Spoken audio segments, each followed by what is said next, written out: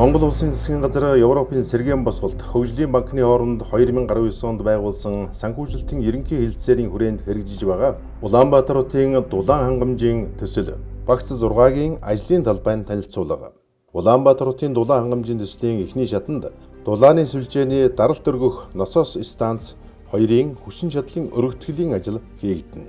Тус ажлын хүрээнд даралт өргөх насос станц 2-ын одоо байгаа 3 ширхэг NSL 1250-ыг харьцах 70 насосыг шугам хоолой, тоног төхөөрөмж, цахилгааны хэсэгтэй хамт бүгдийг буулгах, барилгыг буулгах, ажлын зургийн дагуу шинээр барилга барих, хуучин тоноглолуудыг буцааж угсрах, нэмэлтээр 1250 тонн цаг чадалтай насос суйрлуулах ажлууд багтана. Насос станцын одоо байгаа барилгыг бүрэн буулгаж шинээр 44 м-ийг харьцах 12 м хэмжээтэй 0 түвшнээс доош 1 давхар зойртой 0 түвшнээс дээш 2 давхар барилга барина. 1250 м3 усыг 70 м өргөх хүчин чадалтай ижил төрлийн нэг ширхэг насосыг давтамж хувьсгуурын хамт нэмж суйрлуулна.